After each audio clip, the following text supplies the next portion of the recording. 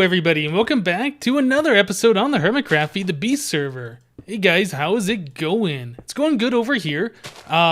Just having my turtle dig out another one of these rooms. We're currently underneath the room where I have the essence, and the turtle is one more floor to go before I can have it stop mining. So this room's looking a little weird actually. I've been placing these blocks where they need to go, where I'm not placing any of the special blocks like any of the ordinate glowstone or the, what is this, the fancy stone bricks or the detailed stone brick. So I'm just placing these blocks here. It just looks really odd to me what it looks like without all those other blocks in place. It'll look great once that's done though, so don't worry about that. I've just been kind of watching the turtle, making sure it doesn't run away and dig a hole through the bottom of my island and then go into the void and things like that. Just making sure we got everything going good here. Yeah, there's no way that I would dig all of these rooms out myself. That's a lot of blocks. What is that? That's, I think it's a 15 by 15, kind of, if you exclude some of these blocks like that, from the surface down to Y42 is what we got to do so we can put in the floor. So yeah, I've been having my turtle do a lot of the digging, and in fact I also dug out, trying to look at the mini map which direction we are. I had the turtle dig out underneath the tree farm over here. I also replaced the tree farm, the saplings, from the rubber to the oak saplings, and I've installed some vacuum hoppers underneath these grass block covers. Now, the last time I tried using grass block covers, they didn't assume the color of the biome they were in, but they do now, and that's awesome.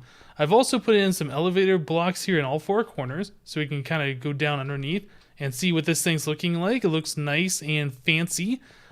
These grass block covers right up here. Whoops, I didn't mean to go up the elevator. Let me go over here.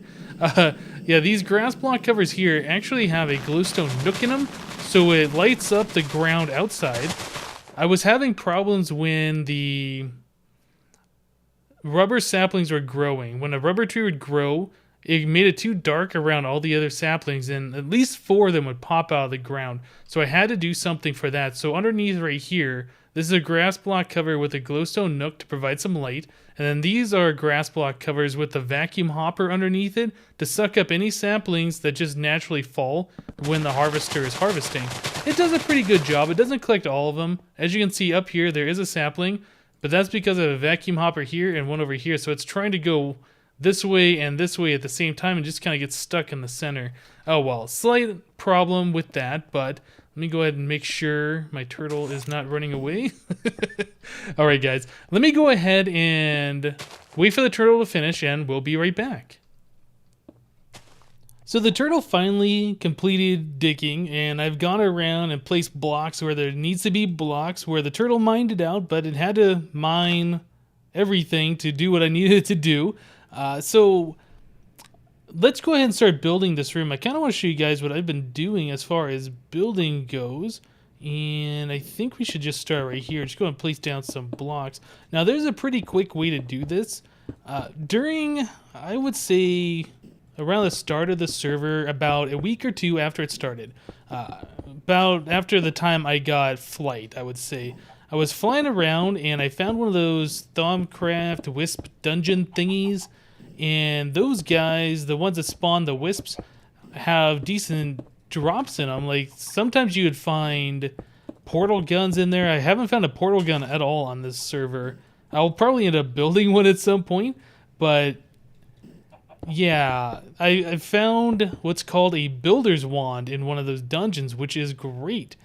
And I think we're going to go ahead and use that to complete this much faster than you normally would be able to do it if you placed every single block by hand. Some of these blocks you do have to place, unfortunately. You can't use the builder's wand for everything, but I think we're at a pretty good position right now to go ahead and use it. Let me go ahead and finish up a little bit more of these things that need to be framed out, and I think we'll be about ready to check it out. Now the Builder's Wand comes from the mod, I believe it's Extra Utilities, the same mod that adds the Deep Dark. And in order to get a Builder's Wand, either you find it like I have done, or you can make one using the Division Sigil, I believe is what it's called. And in order to get one of those, you either have to find that in the dungeon, or I'm pretty sure now the withers are the ones that drop it. Go ahead and place a few more of these blocks. We're almost done manually placing. Fortunately, you can't use the builder's wand for everything. Okay, so that's pretty good. Now I just need to lay out a little bit of a floor here, and I'll show you guys this thing working, which is awesome. So, builder's wand. Let's check it out. Builder's wand. Yeah, here we go. So, as you can see, when I point at these blocks, it puts a little white outline, and that's because I have those blocks in my inventory. If I right-click, it places the same amount of row that I have. So you can also place these on top. Like if I point at the top of the block, it'll try and place them on top. You could bring out these pillars if you wanted to, which I really don't want to, otherwise I would show you guys. But yeah, it makes building that much faster. So you can just right-click and bam, you have a floor in like no time at all. Get up here and do that. Yep. And then we need to do it on this side as well. And one more little click.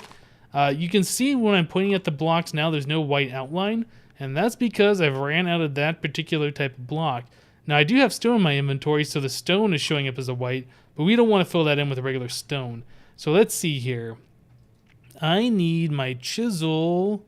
I got a little bit of cobblestone in my inventory, not too much. There's a chisel. So we need to make some more of the cobblestone with dent.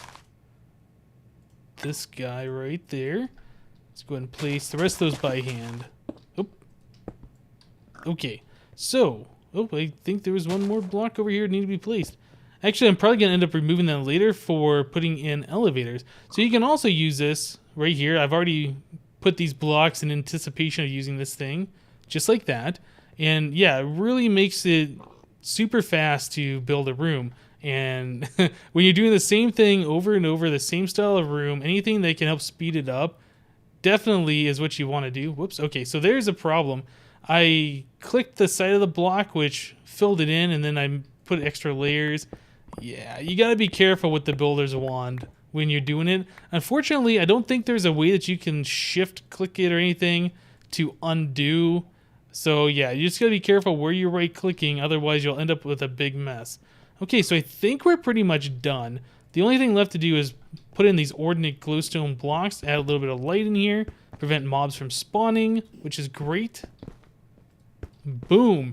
Now we have a completed room. There is one more thing though.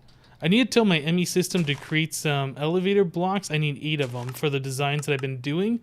I've been putting one in each corner and then one up above. So no matter where you are in one of these square rooms, you can just walk to a corner, hit space, and you'll be at the surface. So yeah, that's what I find to be very, very useful. Let's see. Did it make them yet? We got 2 of them. Well, that's not very many now, is it? Okay, so another thing that we can do, you can color these, like I said, you can dye them. And I've already dyed the ones over here at this tree farm. I think I used the lime green. So let me show you the difference between the two. I guess I'll just type green.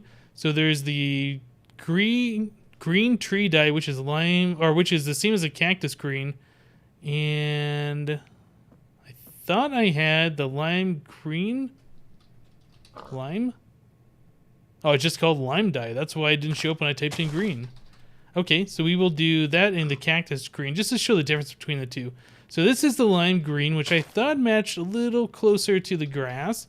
And then that's the cactus green, which, I don't know. It seems like you need an in-between of those two to really match this grass color. That just feels too light. That feels too dark. So I don't know. I went with the lighter color. I just thought that looked that much better. Okay, we got the rest of my elevators done. Nice. So let's go down here and place these guys. Boom. Boom. Boom. Okay, and we'll do the lime, lime, lime, lime. Jump up on this elevator. Color that one. Now, like I said before, these elevators have to be dyed the same color, otherwise they don't work. Like if I'm shifting on this thing, it won't work. I dye it, and I can go down. Just something to be aware of if you're dyeing these elevators. There you go. Okay. So yeah, the green down here isn't too bad, but I still prefer, I think it's the gray or the light gray is what I've used around the base. I tried black for a while and I tried lapis lazuli. I kind of like the way this color is. It just matches the rest of the stone that much better, I think.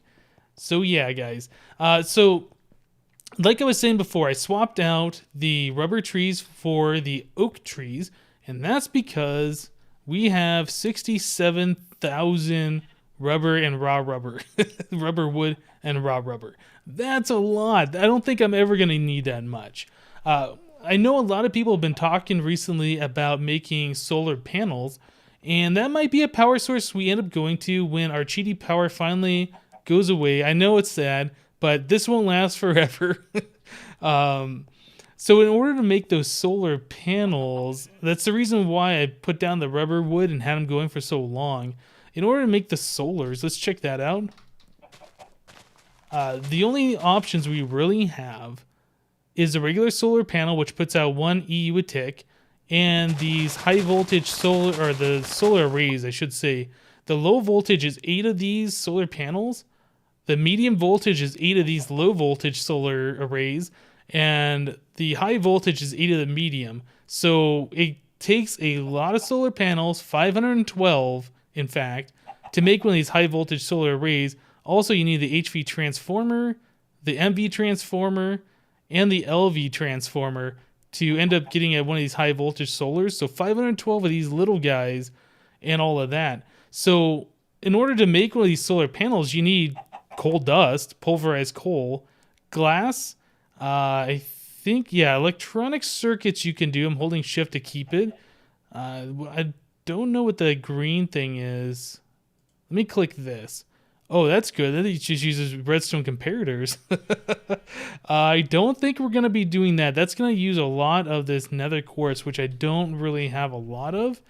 Let's see. So we'll probably end up making it with the circuits if we go down this route, which means we're going to need a lot of copper, a lot of rubber, a lot of redstone, and iron plates to make these circuits. Now, what else can we do here? We can do these nuclear control things to make circuits. Never even looked at, I click on it and there's no recipe. So yeah, I've never looked at these guys. I don't know how to even do that. So this is the way we're going to be going, and that's a lot of copper and a lot of rubber. My goodness. So we need that recipe times 512 for one 512 high voltage solar array. Goodness. So we're pretty good on the rubber department. Now it's a matter of like how much copper we're going to have. And if we make one of those, I don't want to be completely out of copper. Although we still have this ore to smelt. We have it to process.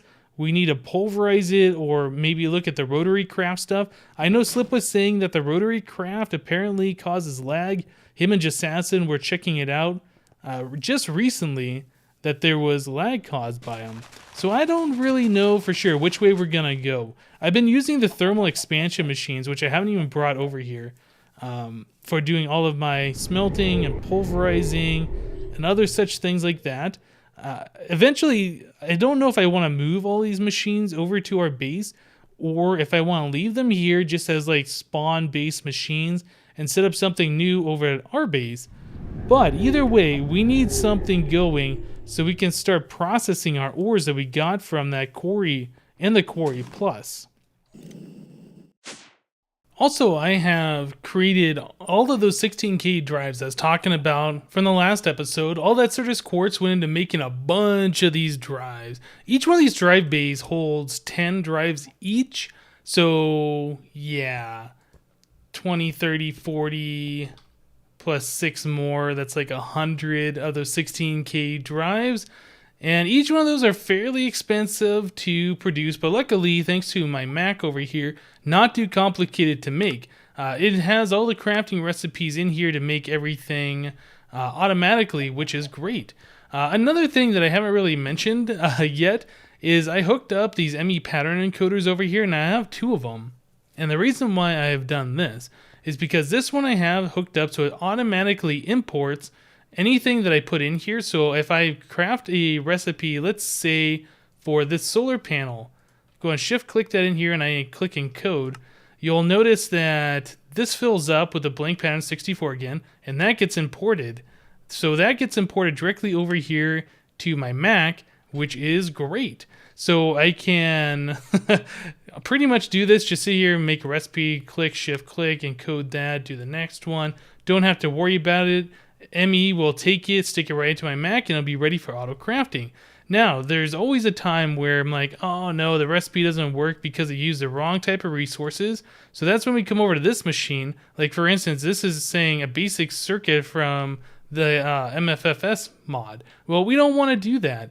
We want to use the ones with these electronic circuits, so I can hold shift click it and change it, encode it, and then I can just manually place it back over here, which is great. Now it's got the right recipe in there. So yeah, one automatic and one manual. Both of them I have set up so they have blank patterns automatically crafted and stuck in here. So I can use this to make patterns. I don't have to do it the automatic way, but yeah, just some options. I thought this was a pretty cool thing.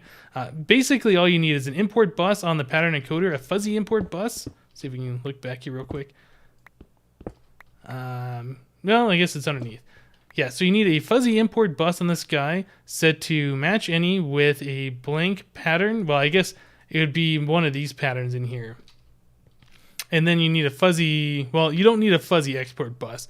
I've put a fuzzy on here just because I didn't have one at the time, just to insert blank patterns.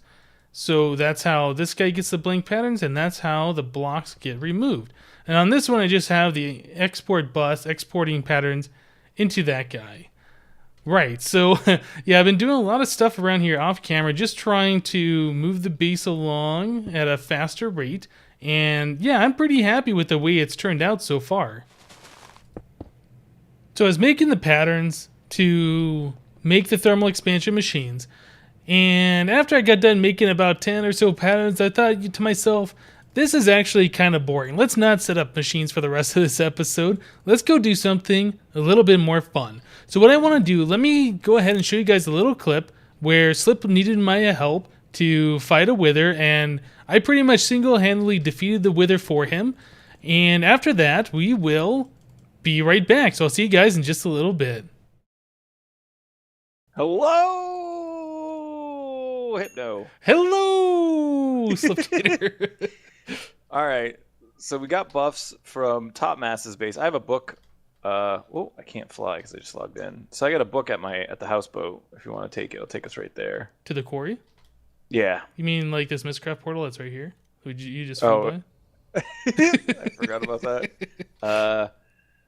So now that we have buffs, and you know what's really funny in my videos, like, I'm not going to use any buffs. I'm not going to probably need them at all. Yeah. Mm-hmm. Oh. He looks a little angry. Actually, he looks smaller than I remember him. Oh, this is working out way better. Okay, well, I'm glad I could help you fight that guy. I think you killed him in 3 hits. That was way easier. Hey, you know what? There's a special gift here, it looks like, that it dropped that I think you might be good. Do you have one of those yet? Oh, buddy, I don't have one of those. That is awesome. Yeah, so that dropped with it. I already have a division sigil, so... Great, there you go. I was thinking I might have to fight my own to get one of these, but thank you very much for the gift. No problem. And now I have my nether star, so I'm good to go. All right. Goodbye! Goodbye! Here we are once again over at the spawn area. Behind me is our valley. Right below me is where my little base area is. And right here is a dirt patch flat that Jassassin set up a while ago. So he used this for activating his division sigil, and I think I'm going to use it as well. So in order to activate one of these things, you need to get yourself an enchantment table, some redstone. I think you only need 8 pieces of it, and a mob to sacrifice. Since we had some mushrooms around here that went through the Star Fissure and the Quarry Age, I'm going to go ahead and use one of these mushrooms just for fun. And yeah, so we gotta wait till midnight before we can actually do this, but for now we can get things set up. So right there, right in the center, you just need to put your enchantment table, and then take some redstone and you just wrap that all the way around it. Pretty simple. You have to make sure there is no torches or any other types of light around, and I think we're pretty good here on that area. So the next step is to wait until the sun goes all the way down and the moon is directly overhead. And at that point, we can go ahead and perform our ritual. So let me go ahead and take a few moments, get ready for this, and we'll be right back. So I'm sitting here over at spawn, waiting for the moon to be directly overhead. We'll know when it's ready. This thing will start glowing, but I wanted to go into Topmass's base, where Slipgator and I came earlier for some buffs for fighting the Wither. And yeah, what's going to happen when we do this ritual is the ground around us is going to turn into a bunch of cursed earth, and that's what I'm really interested in. I want to get some of that stuff so I can start looking at doing mob spawning and, you know, collecting mob drops and all sorts of good stuff like that. So we just gotta wait just a few more moments for the moon to be directly overhead, and this guy will start glowing, and we can do it. There it is right now. I went ahead and I also made a Silk Touch shovel out of Millennium, and I just put haste on it. That's the only thing I did to this thing. So we can shift right click this thing, and this says alter, place on dirt, can see the moon, sufficient natural earth, altar is in darkness, time is right, perform the sacrifice. All right, so here's a cow, and now we got a dead cow. Oh, creeper. So yeah, now we got a bunch of cursed earth around here. This is the stuff that I'm looking for. So I just need to come through here and mine this all up with the Silk Touch so we can actually keep it. And yeah, we'll be able to use this for like mob spawning and all sorts of good stuff. Creeper, I don't want you to blow this stuff up. I want every piece of it. Although it doesn't really matter. You can just use one piece and it does spread. So I don't have to collect every last bit, but I really wanted to do that just so I can say I did. So we got almost 2 full stacks of cursed earth. That is great. All right, so I can go ahead and place this single piece of dirt back. And yeah, I just need some dirt to fill this back in. I can grab my enchanting table back as well. And yeah, that is great. Now we can use our cursed earth for spawning mobs. Now the division sigil itself, sigil, says it can be used 256 times, and basically, let me just float up here so no mobs get me when I'm not paying attention. Basically, you can only use this thing to make unstable ingots or something of the sort. Semi-stable nugget. Let's see. And then the unstable ingot itself can be used to make an unstable ingot block, which I don't believe explode. These guys do explode if you have them in your inventory for like 10 seconds, or if you close a crafting grid or something. You can also use the unstable ingots to create a portal to the deep dark, which Jassassin did before. You can make it to use ethereal glass, sonar goggles, which I've found those in dungeons before. They're not that great. Builder's wand, which is amazing. And then there's some etheric weapons like etheric sword, destruction pickaxe, erosion shovel, and reversing hoe and healing axe. Now the reversing hoe, I think, undoes tilled ground, which is kind of silly, but these tools are kind of unique and pretty cool. I think I'm going to go ahead and try and make them at some point or another. But yeah, so we have that cursed earth. Now the next thing I wanted to do, since we have that and mobs like spawning on this stuff, is see if that can fix our problem in the end. See if we can get Enderman to spawn.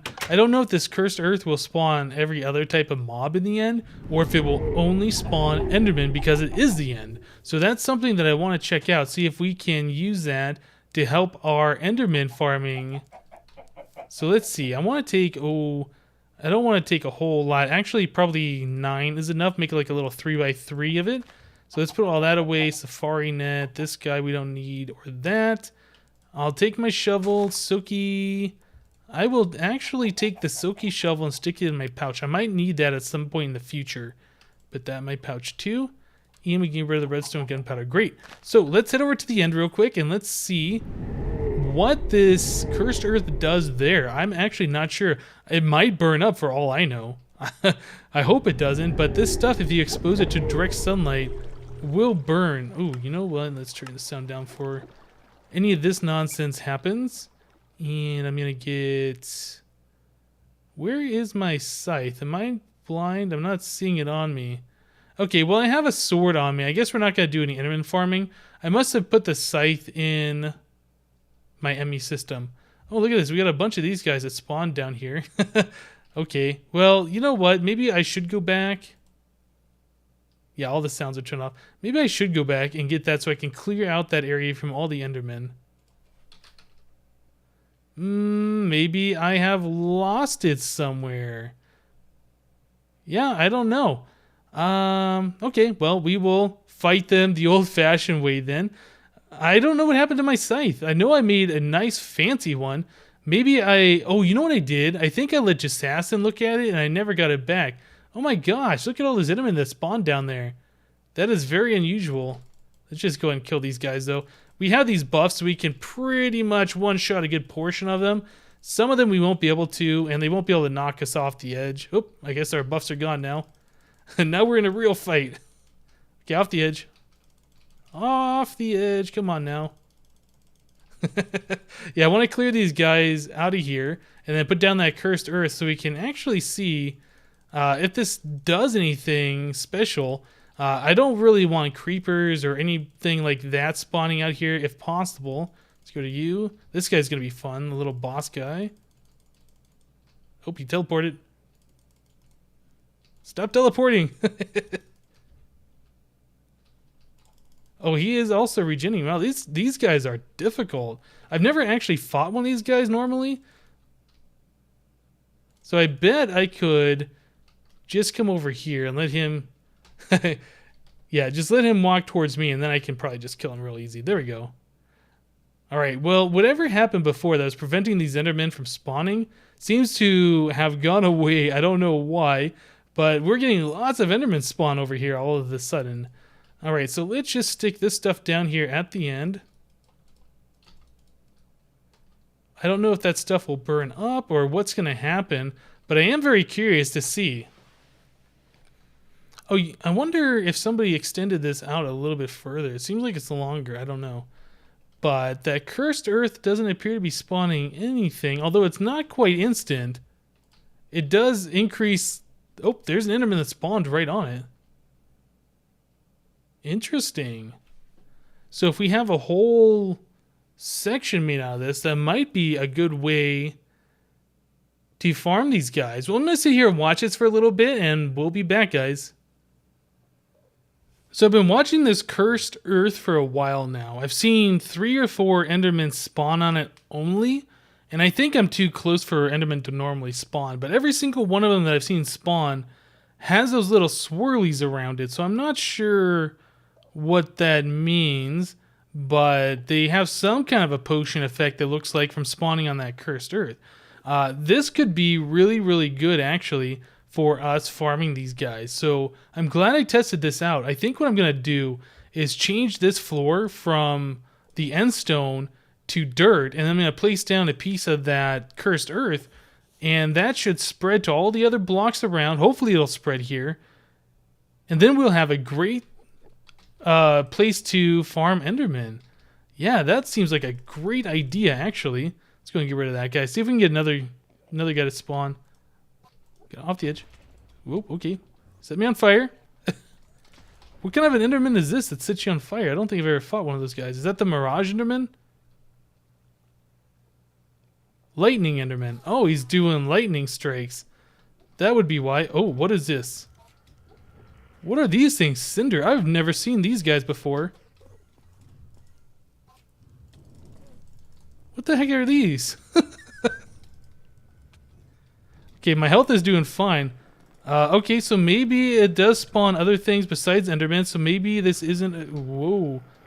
Maybe this isn't a great idea. Where'd you go, buddy? Okay, you're there.